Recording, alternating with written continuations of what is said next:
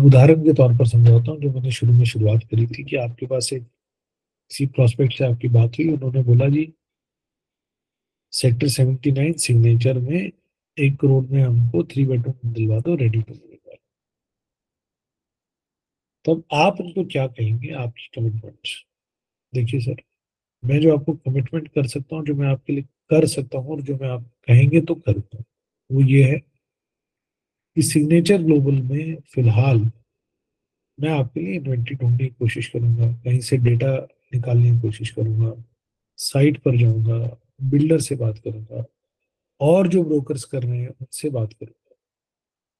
तो आपके लिए सफिशिएंट मेहनत करूंगा ताकि फेज 1 में जो अवेलेबल ऑप्शन है वो निकाल पाऊँ। और वो 1 करोड़ में होंगे, एक 10 में होंगे, एक 20 में होंगे, वो मुझे नहीं पता, बट जेन्युइन इन्वेंट्री निकालने की आपको और निकाल के आपको सूचित करूंगा। उन इन्वेंट्रीज की सेफ्टी चेक करूंगा, ये चेक करूंगा कि भाई वो वैलिड है, सिग्नेचर से कोऑर्डिनेट करूंगा कि वो बायर जो है वो कहीं उसमें कोई डिस्प्यूट्स तो नहीं है, किसी तरह की परेशानी तो नहीं है। तो मैं ऑथेंटिसिटी चेक करूंगा आपके 1 1.5 करोड़ 1.25 करोड़ लगवाने से पहले। अपनी तरफ से आपको कोई भी जानकारी छुपाऊंगा नहीं, क्लियर बताऊंगा।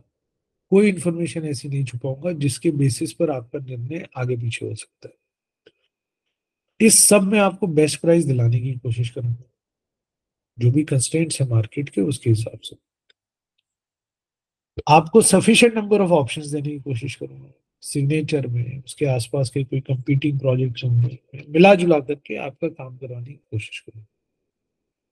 और साथ साथ में अगर आपका काम होता होगा तो आपको भरोसेमंद और एंसिलरी सर्विस प्रोवाइडर, कोई आपका लीगल हैंडल करे, कोई आपका लोन्स करे, उनसे भी आपको संपर्क करा दो। उसके बाद आता है नेक्स्ट स्टेप। सर मैं आपको ये भी बताना चाहता हूँ मैं आपके लिए क्या नहीं कर सकता। मैं आपके लिए बाजार के 50 प्रोजेक्ट में 250 इन्वेंट्रीज नहीं दे पाऊंगा, उतना समय मैं नहीं लगा पाऊंगा। शायद मैं एग्जैक्टली आपके सर्च, आप जो सर्च कर रहे हो उस स्पेसिफिकेशन का कि हमें 3rd floor east facing, 3 bedroom east facing 1 crore में फेज 1 में फर्स्ट फ्लोर चाहिए, शायद वो मैं नहीं कर पाऊँ। इतनी स्पेसिफिक डिमांड शायद मैं पूरी नहीं कर पाऊंगा। शायद मैं ऐसा कोई चमत्कार भी नहीं कर पाऊंगा कि आपके हिसाब से इस चीज को एकदम फिट करके आपको दे दूं।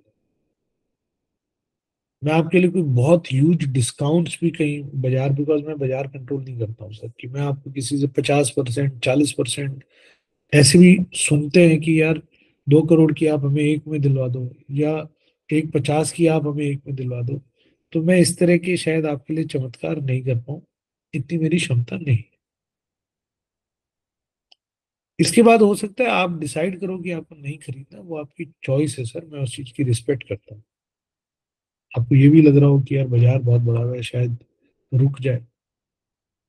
मेरा अनुभव ये कहता है कि जब बाजार रुक भी जाता है ना, तो भी जो थोड़ा सा खरीदने का डिसीजन लेने वाले थे वो भी तब रुक जाते हैं, उनको लगता है मार्केट और गिरेगा, वो तब नहीं खरीद पाते। तो आपका जो जो ये खरीदने का जो निर्णय है ना सर, ये मार्केट से ज्यादा it is a crisis of confidence. आपको खुद ये भरोसा नहीं हो पा रहा है खरीदे या नहीं खरीदे।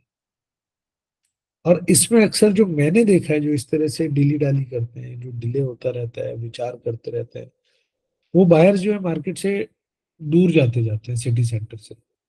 3 साल पहले गोल्फ कोर्स एक्सटेंशन रोड खरीद सकते थे, अब एसपीआर पर आ गए।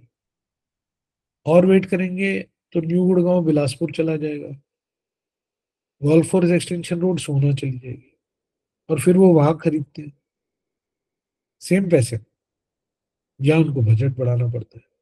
दोनों तरह से उनको दिक्कत होती है। तो मेरी आपसे रिकमेंडेशन ये है सर, एक आउटर लाइन डिसाइड करो, आउटर टाइम, कि भाई इतने समय में निर्णय ले लेंगे। नहीं खरीदना भी निर्णय है, और आप जब भी खरीदोगे सर उसमें रिस्क है हमेशा। आप रिस्क को कम कर सकते हो, जीरो नहीं कर सकते। बाकी सर लॉन्ग रन में गुड़गांव जैसे शहर, पंचकुला जैसे शहर में, फरीदाबाद जैसे शहर में, नोएडा जैसे शहर में, बॉम्बे में, बैंगलोर में, जैसे जैसे भारत की अर्थव्यवस्था बढ़ती जा रही है, शहरीकरण बढ़ता जा रहा है, ज्यादा से ज्यादा लोग आ रहे हैं, शहर बढ़ता जा रहा है, हो सकता है कि आपको आज कोई थोड़ा बहुत आगे पीछे खरीद में रेट का लगे कि मैंने महंगा खरीद लिया, सस्ता खरीद लिया, जो प्रॉपर्टी आपने 10 साल पकड़ ली वो आपको पैसा कमा के ही देके जाएगी। तो मैं फिर से आपको बता देता हूँ मैं आपके लिए क्या कर सकता हूँ।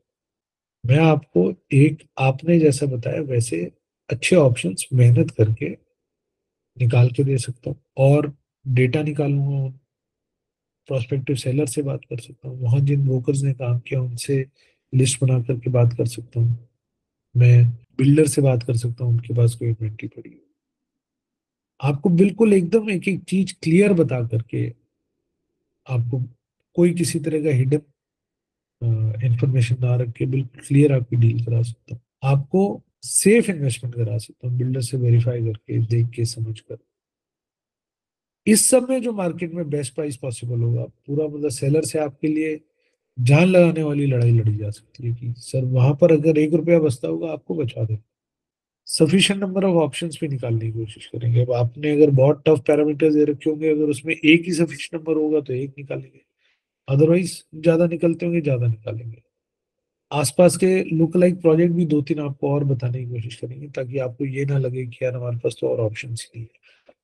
और अगर आपको मदद और चाहिए होगी तो रिलायबल लोगों से आपको हम कनेक्ट करा सकते हैं जो आसपास के इसके मिले जुले काम आपको करें। इस सब के बावजूद सर अगर आपको लगता है कि आपको मेरे से काम नहीं करना चाहिए, वो आपकी चॉइस है, मैं आपकी रिस्पेक्ट करता हूँ। आपको और टाइम चाहिए और टाइम लगा लो, आप आराम से डिसाइड करो आपको जब मेरे से काम करवाना हो। मैं आपको जो ये कह सकता हूँ वो है सर कि मैं आपको वो वादा कोई नहीं करूंगा जो मैं पूरा नहीं कर सकता हूँ, ताकि आपका भी समय बचे मेरा भी समय बचे। और जब भी आप मेरे से कहोगे ये काम कर दो तो मैं आपसे काउंटर प्रॉमिस जरूर करूंगा कि सर फिर आपको भी मेरे साथ बने रहना पड़ेगा, और अगर आप बीच में आइडिया ड्रॉप करते हो तो मुझे आपको समय से सूचना देनी पड़ेगी। तो मैं आपके लिए काम करने के लिए तैयार। मैंने आपको अपनी कंस्ट्रेंट्स बता दी, आदेश आपका है, जब आपको मन लगे आज करना चाहे आज से स्टार्ट करवाना चाहे आज से कर देंगे। आपको 1 हफ्ता सोचना है 1 हफ्ता सोच लीजिए, आपको 5 साल सोचना है 5 साल सोच लीजिए, मेरा नंबर सेव कर लीजिएगा। मैं आपको समय समय पर अपडेट्स भेजता रहूंगा। वो सेवा हमारी तरफ से आपको फ्री मिलेगी, उसमें से कभी कोई आपको आगे लगे तो बात कर लीजिए। And this is how you confidently handle your your prospect. Not कि उसने बोला ये कर दो और आपने सब चीज छोड़ करके और उसके पीछे लगे। आपको काम स्कोप ऑफ वर्क को समझना बहुत जरूरी होता है बायर के साथ में। आपको इस चीज का अंदाजा लगाना बहुत जरूरी होता है कि बायर एक्चुअल में कितना कमिटेड है जो आपसे काम करवाना चाह रहा है। उसके लिए बायर अपनी तरफ से क्या कमिटमेंट देनी होती है। अदरवाइज आपने मेहनत कर दी, अगली बार 3 दिन बाद फोन किया, उसने आपका नंबर भी सेव नहीं कर रखा, फोन भी नहीं उठाया, और आपने उसके लिए 3 दिन 15 घंटे का समय लगा दिया। तो जरूर अपने बायर्स के लिए काम कीजिए, जरूर अपने प्रोस्पेक्ट्स के लिए काम कीजिए। जब तक काम नहीं करेंगे तो हम आगे कैसे बढ़ेंगे। लेकिन काम तभी कीजिए जब दूसरी पार्टी भी आपके उस काम की इज्जत करती है और आपके साथ आपको अपने मैचिंग कमिटमेंट्स देने के लिए तैयार होती है। नहीं तो आप अपना समय व्यर्थ करते रहेंगे, अपनी सेल्फ एस्टीम को हर्ट करते रहेंगे।